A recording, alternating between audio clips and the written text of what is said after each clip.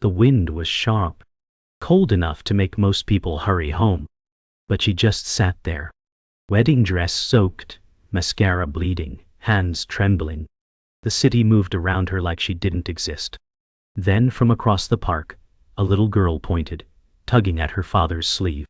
He stopped, confused, alert, died. He hadn't planned on walking this way. Hadn't planned on seeing a woman in a wedding gown clutching her chest like her heart had exploded. He took a cautious step forward. She flinched. His daughter whispered, "Daddy, is she okay?" He didn't know. Not yet. But something inside told him this moment wasn't random. The woman looked up, her face streaked with pain and confusion. No words. Just eyes asking for help. The man, still holding his daughter's hand, said softly, "Do you need somewhere safe?" She blinked hard, nodded once, then collapsed into sobs. That's how it began. With no names. No story. Just heartbreak and a bench. Hours earlier she had stood at the altar, every eye on her, every nerve screaming. She thought she could do it. Thought she could pretend. But when the doors opened and the music played, her breath caught in her throat. He looked perfect. Too perfect. Smiling like he'd won.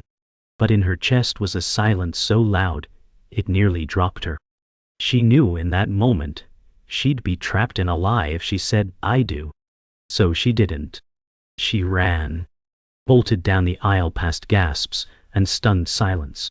The dress caught on a pew, tore slightly, but she didn't stop. Outside, no one chased her. No one cared enough. She kept running until her shoes snapped and her lungs burned. A bench near the park appeared like mercy. That's where she broke. He wasn't supposed to walk through that park. His daughter wanted ice cream, insisted on a long way. He almost said no. Work was calling. Emails piled up. But her little voice won. "Please, Daddy." So he relented. They laughed at pigeons, jumped puddles. He hadn't seen her this happy in weeks. Since her mom left. Then the laugh stopped. She pointed. His stomach sank. The woman on the bench was a picture of despair. Her dress ruined, body shaking.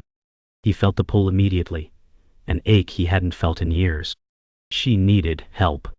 But people passed by like she was invisible. Not him. Not today. When he reached her, he didn't ask questions. He sat beside her. Left space. Waited. The girl leaned against his arm, watching the woman carefully. Minutes passed. The woman gasped between sobs, trying to steady her breath. I didn't go through with it," she whispered. He nodded slowly. "Okay." No judgment. Just presence. "I couldn't marry someone I didn't love," she choked. He looked down at his daughter, then back at her. "Then you did the bravest thing possible." The woman finally looked him in the eye. There it was, recognition. Not of him, but of something safe. She didn't ask his name. He didn't ask hers. That made it easier. They talked like strangers who didn't need to impress. She shared how lonely it felt to plan a life everyone applauded, but no one listened. He told her about the nights his daughter asked if her mom would ever come back. "Probably not," he said with a smile too sad to fake. She winced, nodded. They understood each other's silences better than words. "I don't know where to go," she admitted. He thought for a moment, then looked at his daughter. "Want to help her find a place?" The girl beamed. The woman's eyes filled again, but not with grief. With something softer. She hesitated outside his door, the silence between them louder now that the park was behind them. He unlocked the small apartment with one hand, while his daughter leaned sleepily against his leg. "It's not much," he said quietly, "but it's safe." She nodded, stepping in slowly. The room was warm, cluttered with toys, drawings taped to the wall, a forgotten teacup beside a book. It wasn't polished, but it felt real. Lived in. Safe. She stood near the couch, unsure of where to place herself. He grabbed a blanket and handed it to her. "You can rest here tonight. No questions, no judgment. She took it gently, her fingers brushing his. "Thank you," she whispered. He smiled faintly. "We've all needed a safe place at some point." She awoke in the middle of the night, the blanket tangled around her legs. The little girl was curled up on the other couch, thumb in her mouth. Moonlight filtered through the curtains, casting gentle stripes across the room. The man sat in the kitchen, a mug in his hands, staring into nothing. She approached quietly, unsure if she was intruding. "Couldn't sleep either?" she asked softly. He shook his head, not startled. "Just thinking." She sat opposite him. The silence wasn't awkward. It was comforting. "Thank you again," she said, voice cracking. "For not asking why." He looked up, eyes kind but tired. "Sometimes why doesn't matter. Sometimes it's just about being here." Morning came too soon. The woman stirred on the couch, face pressed into a cushion that smelled faintly of lavender and crayons. She sat up slowly, surprised by the warmth of sunlight and the scent of pancakes. In the kitchen, the man flipped them with clumsy precision while his daughter colored on the floor. "Morning," he said, glancing over his shoulder. "Hope you're hungry." She nodded, touched by the normalcy. She sat beside the girl, admiring her drawing. "That's a castle," the girl said proudly. "For you." The woman blinked. Her heart, fragile as it was, thudded in her chest. No one had drawn anything for her since she was a child. "It's beautiful," she whispered. After breakfast, they took a walk. Not far, just around the block, but it felt like a pilgrimage. She'd traded her torn dress for one of his ex-wife's old sweatshirts and leggings. Still awkward, but less exposed. She held the little girl's hand as they crossed the street, the man a few steps behind. "This isn't normal," she said to herself, "but it's good." She smiled. The girl giggled, swinging their hands. "You walk like a princess," she said. The woman laughed for the first time. A real, whole laugh. It echoed down the block, mixing with the rustle of leaves and distant traffic. Something inside her shifted. Maybe healing didn't have to look perfect. Back home, they sat in the living room while the girl napped. The woman stared out the window. "I should go soon," she murmured. He looked up from folding laundry. "You can, or you don't have to yet." She turned to him. "I don't even know your name." He chuckled softly. "It's Jake. That's Lily." She nodded. "I'm Ava." The name felt strange on her tongue, like it belonged to someone else. Jake smiled. "Well, Ava, welcome." She blinked, fighting tears. No one had welcomed her in years, not without conditions. She looked down at the folded laundry between them and whispered, "I've never felt this safe with strangers." Jake said, "Maybe we're not strangers anymore." Ava stood in front of the bathroom mirror, staring at her reflection like she didn't recognize it. Her eyes were puffy, her hair a mess, but there was something else too, clarity. She washed her face slowly, each drop rinsing away pieces of yesterday. From the hallway, she could hear Jake humming a lullaby as he got Lily dressed. Normalcy hummed like a gentle current through the apartment. When she stepped out, Lily greeted her with a bright, "Hi, Princess Ava." Jake glanced over, smiling without force. Ava smiled back. For the first time in years, she wasn't pretending. She felt like herself, or the beginning of herself. Later that day, Jake offered her a mug of tea. She took it, grateful for the quiet kindness. "You don't have to stay cooped up in here," he said gently. "We could drive somewhere." Ava hesitated. The thought of facing the outside world felt like walking through a minefield. But Lily clapped her hands. "Let's go see ducks." Ava chuckled despite herself. Ducks sound manageable. An hour later, they were at a small lake on the city's edge. Children played nearby.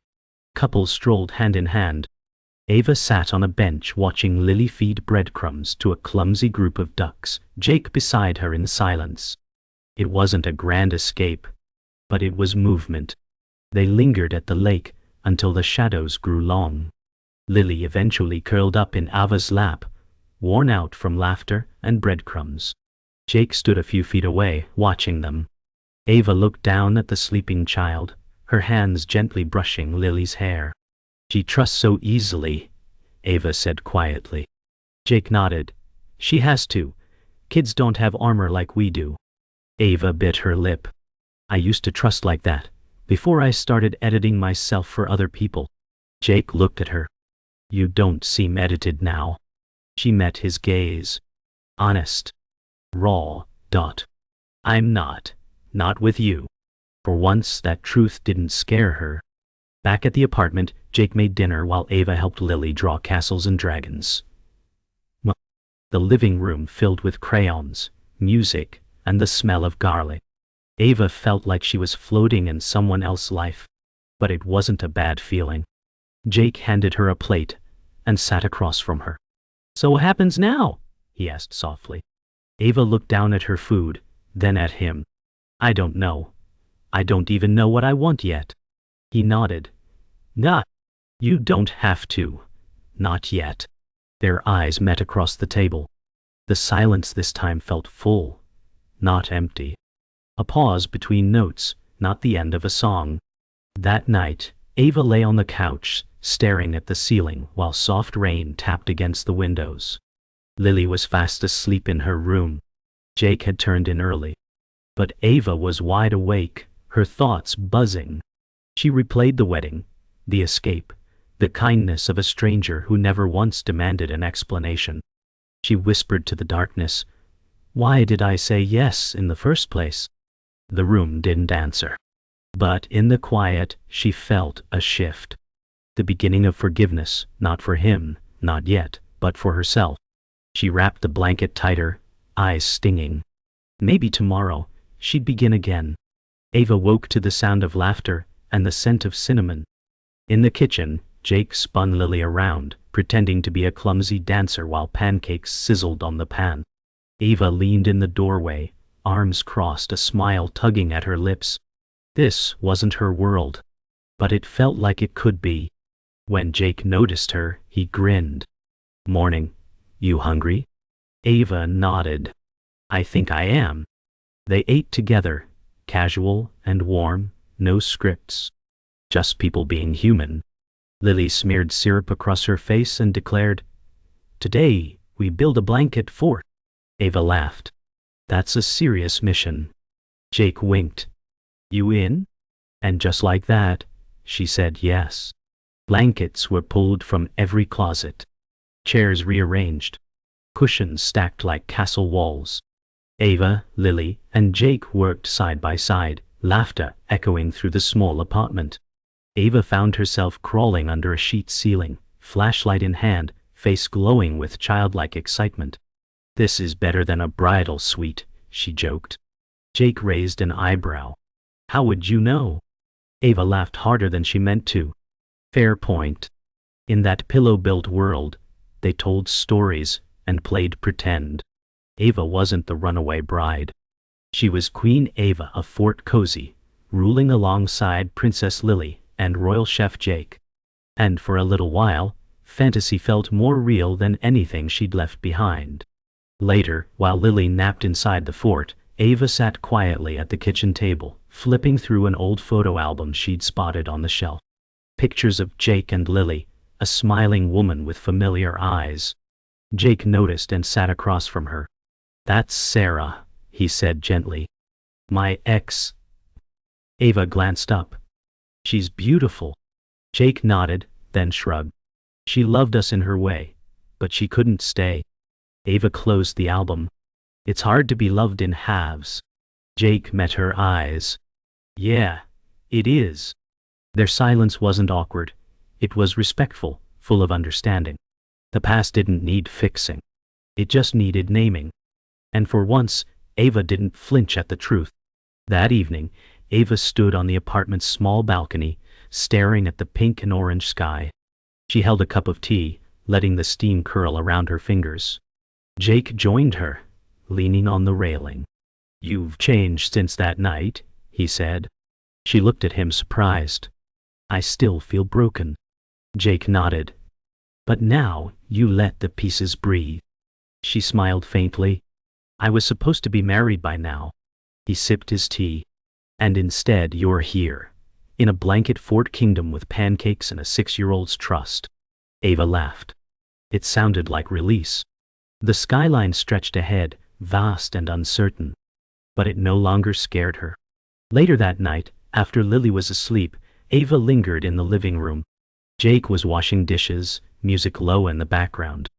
Ava walked over, took the towel from his hand. Let me help. He didn't resist. They washed and dried side by side, hands occasionally brushing. Finally, Ava set down the last plate and turned to him. Jake, why are you doing all this? He paused. Because I know what it's like to fall apart alone. She nodded slowly, eyes brimming. I'm scared of what happens when this ends. Jake looked her in the eye.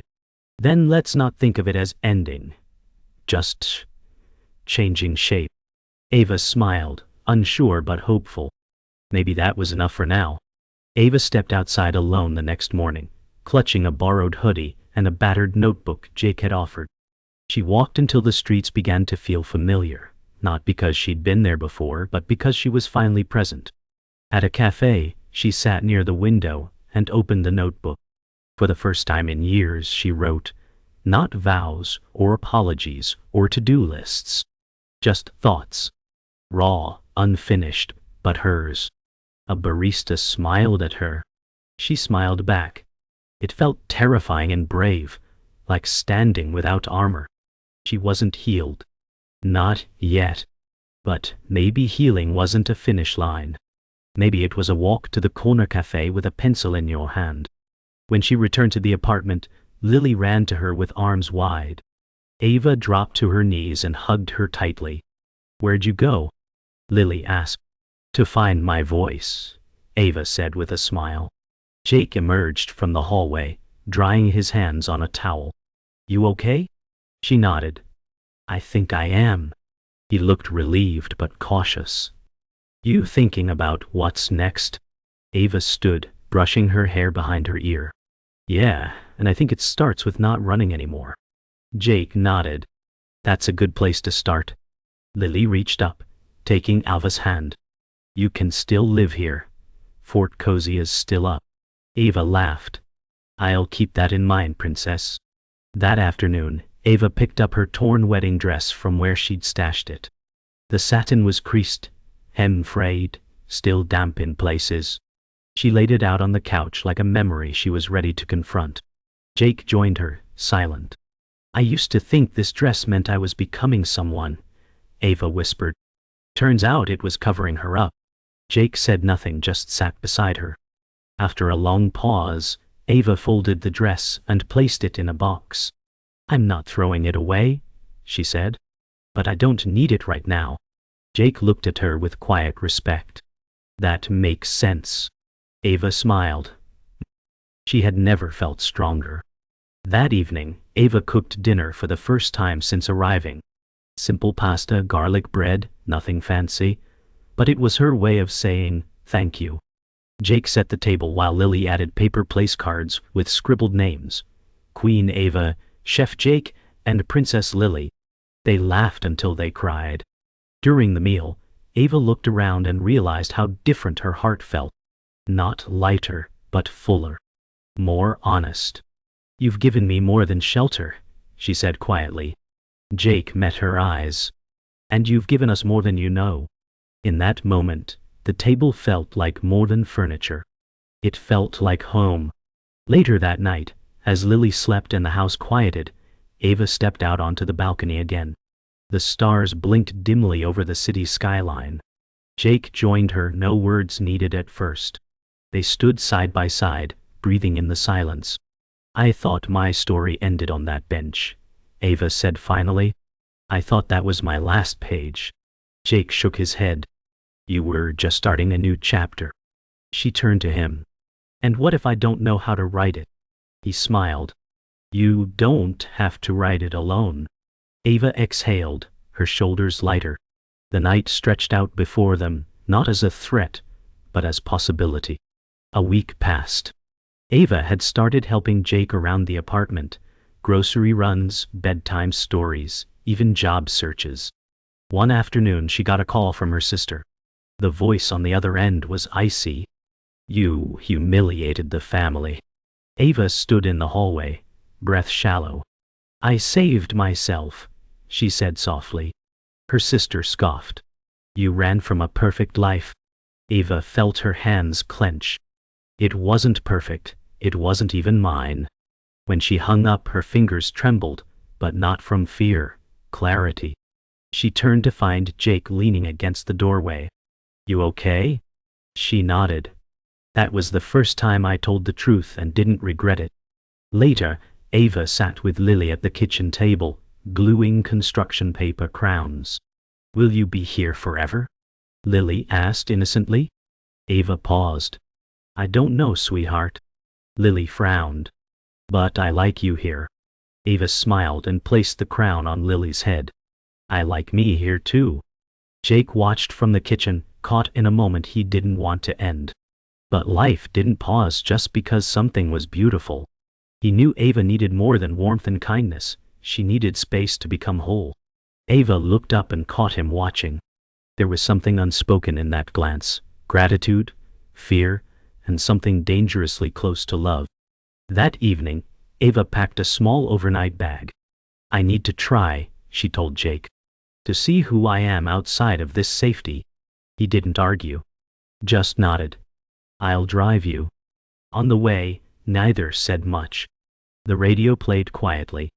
When they arrived at a small guest house Ava had found, Jake helped with her bag. "You don't owe anyone a version of yourself that feels like punishment," he said. She reached out, touched his arm. "And you don't know how much that means."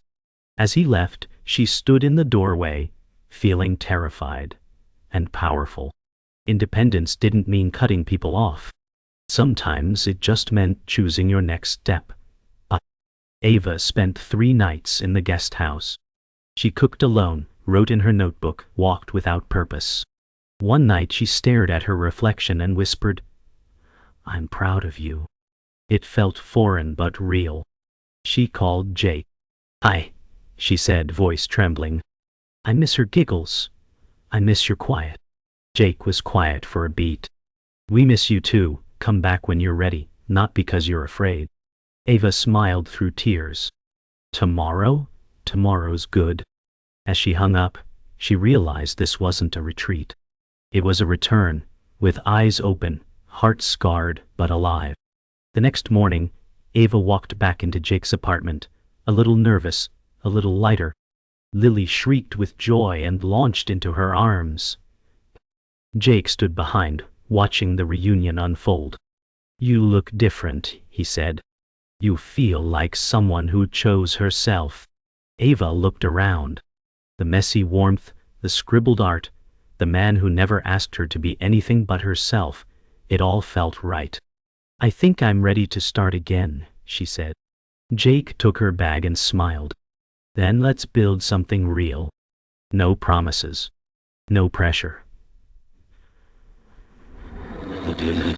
Just a future made from honesty." Weeks passed. Ava began working part-time at a bookstore nearby. She walked Lily to school in the mornings and helped with homework in the evenings. It was a rhythm, not perfect, but real. One evening, after Lily was asleep, Ava and Jake sat on the balcony with mugs of cocoa. "This isn't what I imagined," Ava said. Jake chuckled. "And same here." She looked at him. "But I think that's the point. The life we build isn't supposed to look like anyone else." Jake nodded, then leaned in, forehead to hers. No kiss. Just contact. Safe. One knee. Close. "You're not a guest anymore, Ava." She closed her eyes. "I know." On a rainy Saturday, Ava found herself dancing barefoot with Lily in the living room. Jake played music from his phone, twirling them both with a mock-serious face. Ava laughed until tears spilled over. This wasn't the life she ran from. This was the one she'd stumbled into. Messy, unexpected, deeply hers. Lily shouted, "Spin me again." Ava obliged, holding tight to the moment. Jake watched them, arms crossed, smile wide. For the first time, Ava saw herself not as a broken bride or a runaway. She was a woman who had unraveled to be rebuilt, not by a man, but by truth, trust and time. That night, Lily fell asleep holding Ava's hand. Ava stayed beside her, brushing stray curls from the girl's face. Jake watched from the doorway, unsure whether to speak. Ava turned. "She feels like home," she whispered. Jake nodded. "She thinks the same about you." Ava stood slowly, walking over to him. "I never knew love like this existed." He swallowed hard. "It's not the kind they write about, but maybe it's the kind that lasts." Their hands touched briefly. Nothing rushed. No need to define it. But it was there. A bond forged in crisis, solidified in trust. The kind that doesn't need vows to matter. The next morning, Ava received a letter from her former fiancé. It sat unopened on the kitchen table. She stared at it while Jake poured coffee. "You gonna read it?" he asked. "Eventually," she replied. "But not today." She slid it into a drawer. "Today's not about the past." Jake placed her coffee down. "Today's about pancakes, right?" Ava laughed. "And blanket forts." Lily popped up from behind the couch. "And dragon stories." The moment swelled with life. Messy, beautiful, present. Ava looked around and realized she wasn't waiting to begin anymore. She was already living it. Later that evening, as the apartment quieted, Ava sat with her notebook. She flipped to a fresh page and wrote the words slowly. "I am not who I was, but I love who I'm becoming." Jake appeared in the doorway, watching. "Writing the next chapter?" he asked. Ava looked up, eyes shining. "Living it." He crossed the room, kissed her forehead. Just once.